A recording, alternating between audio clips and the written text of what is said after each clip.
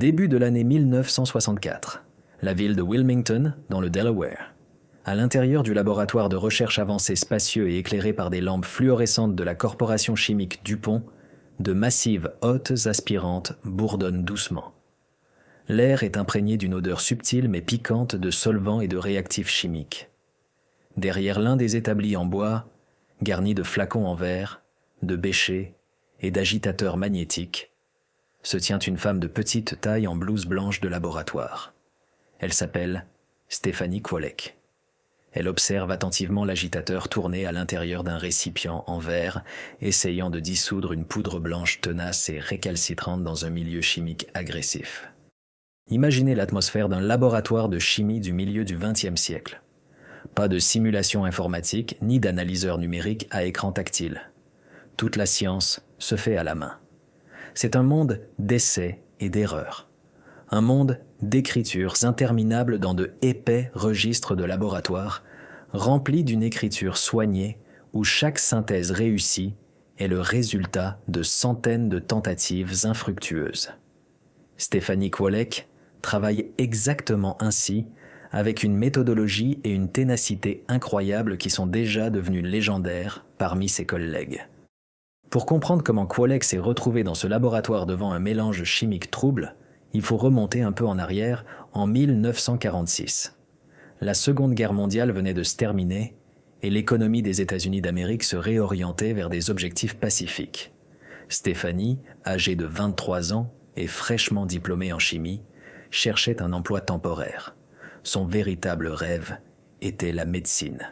Elle voulait économiser suffisamment d'argent pour payer ses études de médecine et devenir médecin. L'entretien dans l'entreprise DuPont était mené par William Hale Church, l'un des principaux chercheurs de l'époque. Stephanie était si pressée d'obtenir une réponse qu'à la fin de l'entretien, elle a demandé à Church de prendre une décision immédiatement, car elle avait une autre offre. Impressionné par sa franchise et sa confiance, il lui a immédiatement proposé un poste. Ce qui devait être un emploi temporaire est devenu la carrière d'une vie. En se retrouvant dans un laboratoire de polymères, Kwolek a découvert une profonde passion pour la chimie organique. Elle n'est jamais allée à la faculté de médecine.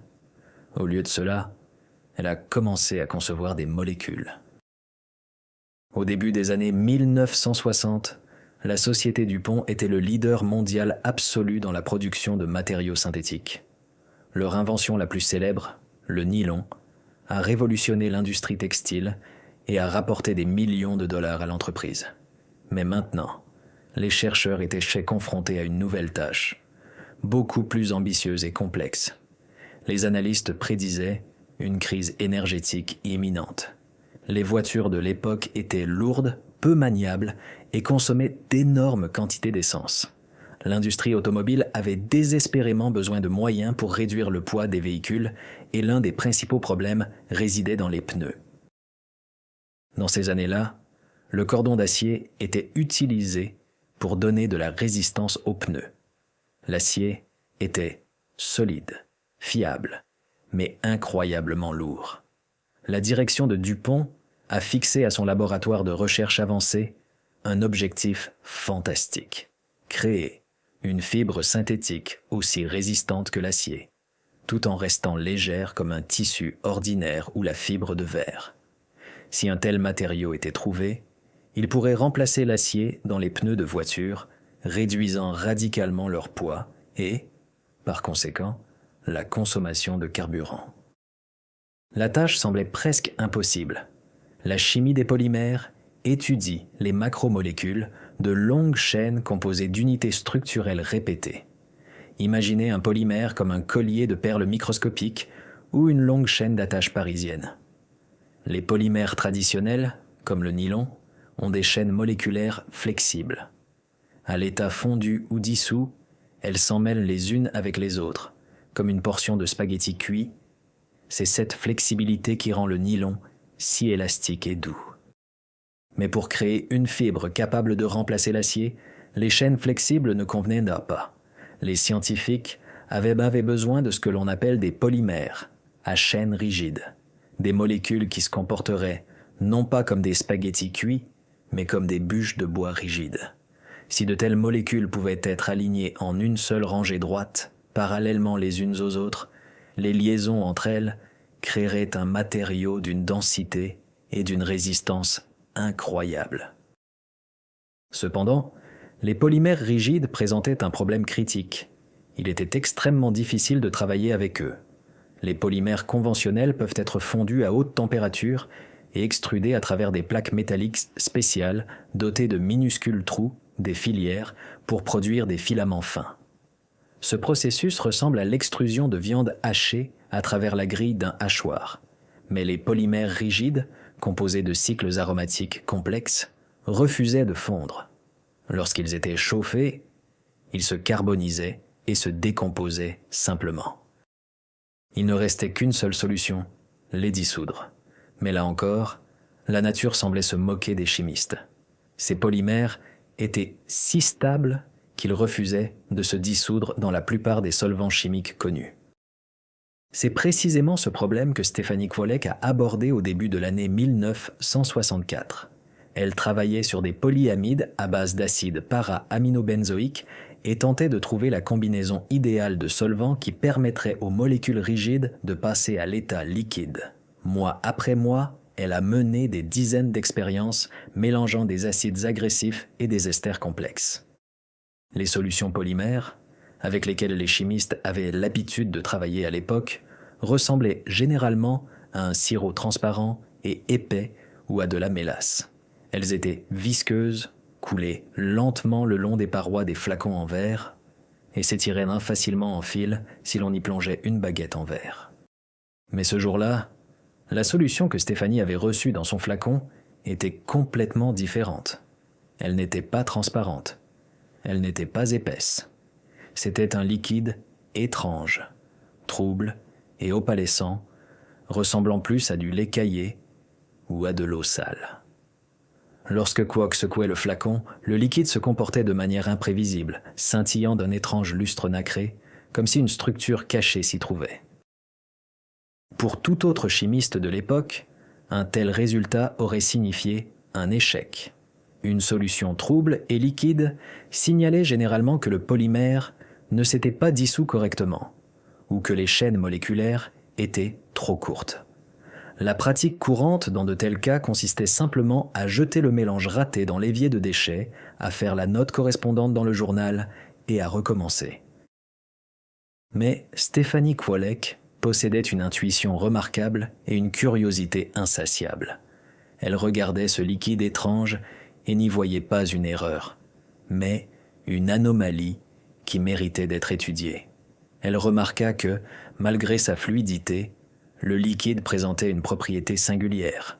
En remuant, il semblait homogène et son éclat nacré suggérait que les molécules à l'intérieur s'alignaient peut-être en une sorte de cristaux liquides ordonnés.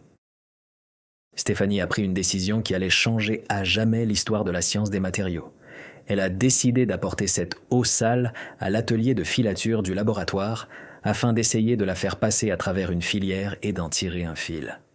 Elle a pris une fiole en verre contenant le liquide trouble et s'est dirigée vers l'opérateur de l'installation de filature expérimentale.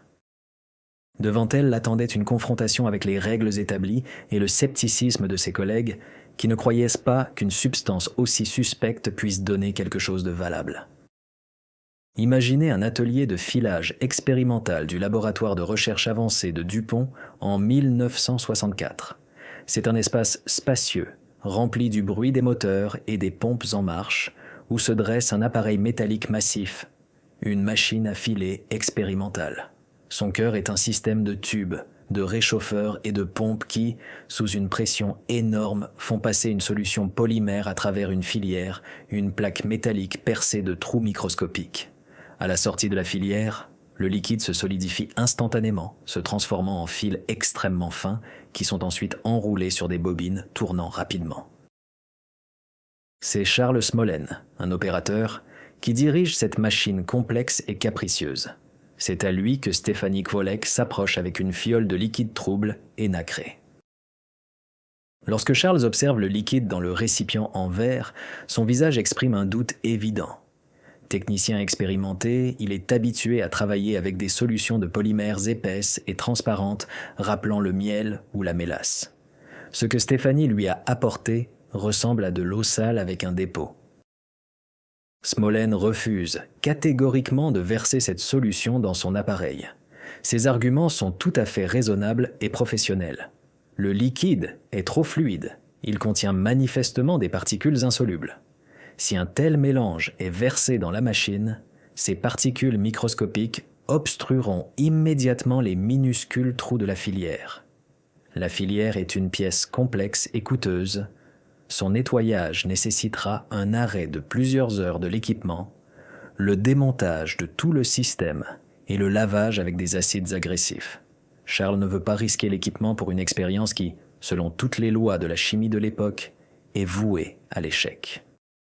Stéphanie Kwolek se heurte à un mur de scepticisme professionnel. N'importe quel autre chercheur aurait pu reculer, accepter l'avis de l'opérateur expérimenté et retourner à son bureau pour continuer à chercher une solution plus appropriée et plus épaisse. Mais Kwolek possède non seulement un esprit brillant, mais aussi un caractère de fer. Elle est absolument convaincue que la brillance nacrée du liquide témoigne d'une structure moléculaire cachée et ordonnée. Elle insiste. Elle argumente. Elle persuade Charles. Finalement, son insistance l'emporte. Peut-être que Smolène accepte simplement pour lui prouver qu'elle a tort et pour se débarrasser rapidement de la chimiste insistante. Il prend la fiole et verse à contre-cœur la substance trouble dans la trémie de la machine. Le moment de tension incroyable arrive. Charles met les pompes en marche. La machine commence à bourdonner, augmentant la pression. Stéphanie Kwolek se tient à proximité, les yeux fixés sur la sortie de la filière. Ces secondes décideront du sort de moi de son travail minutieux. Au lieu de percer des trous ou d'éclabousser des gouttes d'eau liquide inutiles, la solution commence à se comporter de manière surprenante. Les fils les plus fins et les plus réguliers émergent de la filière. Ils ne se cassent pas. Ils traversent parfaitement le bain de précipitation où une réaction chimique façonne définitivement leur structure et commencent à s'enrouler sur une bobine. Charles Smolène observe ce processus avec stupeur. Une substance liquide comme de l'eau se transforme en fibre sous ses yeux. Ce qui était considéré comme impossible se produit en ce moment même, dans cet atelier bruyant. Stéphanie coupe soigneusement un faisceau des fils obtenus. Au toucher, ils ressemblent à des fibres ordinaires et fines, semblables à du nylon très rigide. Mais la vraie surprise l'attend dans le laboratoire d'essais physiques. Chez Dupont, il existait une procédure stricte pour l'évaluation de nouveaux matériaux. Les fibres obtenues étaient envoyées à des spécialistes des tests qui mesuraient leur résistance à la rupture, leur rigidité et leur élasticité à l'aide de dynamomètres spéciaux, des machines qui étiraient lentement le fil jusqu'à ce qu'il casse, tout en enregistrant la force appliquée sur des graphiques papier. Lorsque Stéphanie apporte ses échantillons au laboratoire d'essai, les opérateurs fixent le fil dans les mâchoires du dynamomètre et mettent l'appareil en marche. Le mécanisme commence à étirer la fibre. L'aiguille de l'appareil monte. Elle dépasse la marque de résistance du nylon ordinaire. Elle dépasse la marque de résistance des polymères les plus avancés de l'époque. Le fil ne casse pas. L'aiguille continue de se déplacer inexorablement vers la droite sur l'échelle. Les opérateurs de test se regardent. Quelque chose d'inimaginable se produit. Les indicateurs de rigidité et de résistance à la traction augmentent à des niveaux jamais vus auparavant pour les fibres organiques. Lorsque le fil casse enfin avec un claquement sec, les opérateurs regardent le graphique imprimé et n'en croient pas leurs yeux. Les chiffres sont si élevés que la première pensée qui leur vient à l'esprit est que le dynamomètre s'est cassé. L'appareil est défectueux. Il donne des données erronées. Ils demandent à Stéphanie d'apporter de nouveaux échantillons. Ils recalibrent la machine. Ils vérifient soigneusement toutes les pinces et les capteurs. Ils fixent à nouveau le fil le plus fin et lancent le test. Et encore une fois, l'aiguille dépasse les valeurs attendues. Et encore une fois, la machine enregistre des chiffres fantastiques. Stéphanie Kwolek répète le processus de synthèse. Elle dissout encore et encore le polymère récalcitrant, obtient un liquide trouble et nacré, enfile des fils et les soumet à des tests. Et à chaque fois, les résultats sont confirmés. le dynamomètre n'est pas cassé. Le fil que Stéphanie a créé est 5 fois plus résistant que l'acier à poids égales. Ce fut un triomphe absolu. Pour comprendre pourquoi ce matériau possédait une telle résistance incroyable, il faut regarder à l'intérieur du liquide trouble que Stéphanie a apporté dans l'atelier de filature. La lueur nacrée qu'elle avait remarquée était le signe de ce que l'on appelle l'état nématique de cristal liquide. Les molécules du polymère à chaîne rigide avec lequel Kwolek travaillait ne s'enroulaient pas en pelote dans cette solution, comme les polymères ordinaires. Au lieu de cela, elles s'alignaient parallèlement les unes aux autres, comme un paquet de spaghettis secs dans un emballage ou des bûches flottant sur une rivière. Lorsque cette solution passait sous pression à travers les orifices microscopiques d'une filière, ces longues molécules rigides s'alignaient encore plus droitement, parfaitement parallèles à la direction du fil. Et ensuite, lorsque le filament durcissait, de fortes liaisons hydrogènes se formaient entre ces macromolécules parallèles. Elles reliaient solidement les molécules les unes aux autres sur toute leur longueur, créant une structure semblable à un cristal incroyablement dense. C'est cette orientation moléculaire parfaite et ces puissantes liaisons internes qui conféraient au matériau une résistance supérieure à celle de l'acier. Stéphanie Kwolek a fait une découverte qui a stupéfié la direction de la société DuPont. Ce qui avait commencé comme une recherche d'un cordon léger pour les pneus de voiture s'est transformé en la découverte d'une toute nouvelle classe de matériaux, les fibres aramides. Lorsque les responsables du laboratoire ont pris conscience de l'ampleur de la découverte, le projet s'est immédiatement vu accorder la plus haute priorité. Toute la puissance de la machine de recherche de DuPont a été mobilisée pour perfectionner et commercialiser cette fibre miracle. Bientôt, une équipe entière de chimistes et d'ingénieurs éminents a rejoint le projet. Ils devaient résoudre de nombreux problèmes techniques. Comment adapter le processus de synthèse à grande échelle? Comment rendre les solvants moins toxiques? Comment organiser la production de masse des fils? Le matériau, qui figurait initialement dans les journaux de laboratoire sous le nom de code SEC, fibre B, s'est rapidement vu attribuer un nom commercial. Il a été nommé Kevlar. Ainsi commença un nouveau chapitre dans l'histoire de la science des matériaux. Mais même Stéphanie Kwolek elle-même, en ces jours de 1965, ne pouvait prévoir à quel point son invention changerait le monde, et combien de vies humaines sauverait ce fil fin et nacré. Imaginez une production à grande échelle de 1971. Dans les vastes ateliers de l'usine de la société DuPont en Virginie, d'énormes machines bourdonnent. Ce ne sont plus les fioles en verre de Stéphanie Kwolek, ni l'appareil expérimental de Charles Smollen. Ce sont d'immenses réacteurs industriels et des lignes de filage de plusieurs mètres qui tirent continuellement des kilomètres de fils brillants d'un jaune doré. Après plusieurs années de recherches intensives et d'énormes investissements financiers, l'entreprise lance enfin la première production commerciale de Kevlar. Initialement, comme prévu par la direction de l'entreprise, le Kevlar a trouvé sa première application dans l'industrie automobile. Les fils jaunes et rigides ont commencé à être utilisés comme cordon de renforcement pour les pneus radiaux, remplaçant l'acier lourd. Cela a permis de rendre les pneus plus légers, plus durables et plus résistants aux perforations. Mais les propriétés incroyables du nouveau matériau, résistance, légèreté, résistance aux hautes températures et aux agressions chimiques, ont très rapidement attiré l'attention des ingénieurs et des concepteurs de domaines complètement différents. L'un des problèmes les plus importants auxquels l'humanité a été confrontée au XXe siècle a été la protection contre les armes à feu.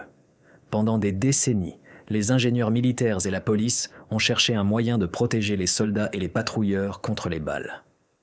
Avant l'invention du Kevlar, les gilets pare-balles étaient encombrants, incroyablement lourds et inconfortables. Ils étaient fabriqués à partir de plaques d'acier massives, de couches de nylon épais ou de fibres de verre. Ces gilets limitèrent les mouvements, il y faisait une chaleur insupportable. Et c'est pourquoi les policiers refusaient souvent de les porter, se laissant ainsi sans défense face aux criminels. Au début des années 1970, l'Institut national de justice des États-Unis d'Amérique a lancé un programme à grande échelle visant à créer un gilet pare-balles léger, flexible et fiable pour les forces de l'ordre. Les chercheurs de l'Institut ont porté leur attention sur un nouveau matériau de la société Dupont. Ils ont demandé des échantillons de tissu tissés à partir de fils de Kevlar et ont commencé une série de tests balistiques rigoureux. Imaginez un champ de tir de cette époque. Un gilet, confectionné à partir de plusieurs couches de tissu jaune brillant, est enfilé sur un mannequin en bois.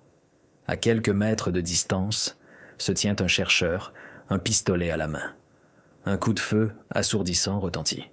La balle de calibre 38, volant à une vitesse énorme, s'enfonce dans le tissu. Ce qui se passe dans les millisecondes suivantes démontre le véritable génie de la structure moléculaire découverte par Stefanie Kwolek. Lorsqu'une balle frappe un tissu ordinaire, elle écarte simplement les fibres et la traverse. Mais le Kevlar fonctionne différemment. Ces longues chaînes moléculaires rigides, alignées parallèlement et solidement liées par des liaisons hydrogènes, forment une toile incroyablement dense. Lorsque la balle en plomb rencontre cet obstacle, l'énergie de son impact se répartit instantanément sur de nombreux fils solides, s'étendant à partir du point de contact comme des cercles dans l'eau à partir d'une pierre jetée. Le tissu fléchit, absorbant l'énergie cinétique de la balle, la forçant à se déformer, à s'aplatir comme une galette et finalement à s'arrêter sans traverser les couches. Les résultats des tests furent stupéfiants. 7 couches de tissu en Kevlar suffirent à arrêter une balle de pistolet, tandis que le poids d'un tel gilet était plusieurs fois inférieur à celui de tout modèle existant. Il était souple et pouvait être porté discrètement sous une chemise d'uniforme. En 1975, des essais sur le terrain à grande échelle ont commencé.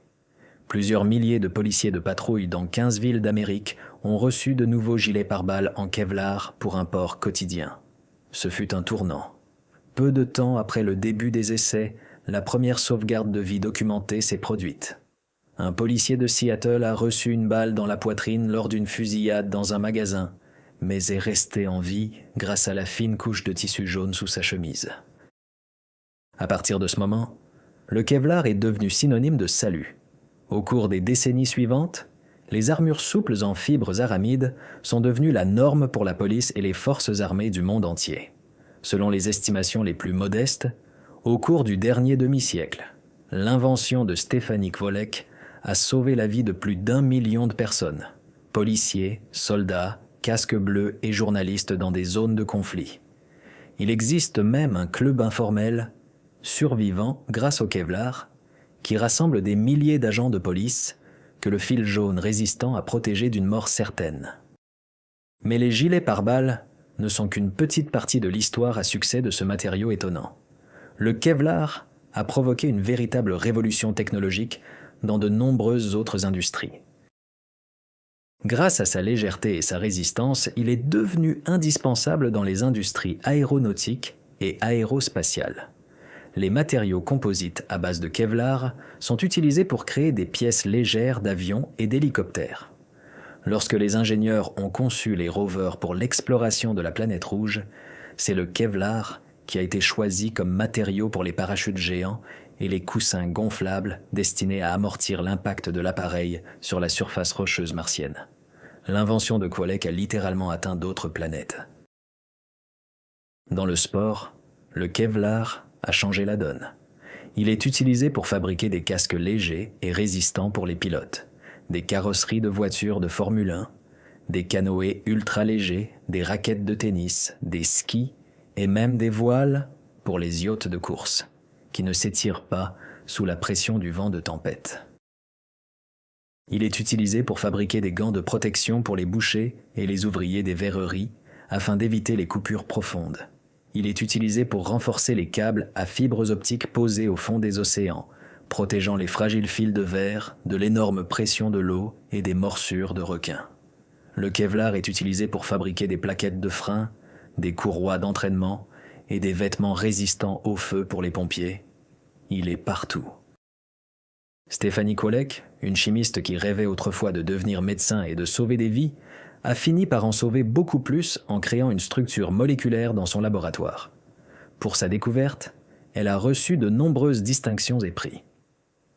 En 1995, elle est devenue la 4e femme de l'histoire à être intronisée au National Inventors Hall of Fame des États-Unis d'Amérique.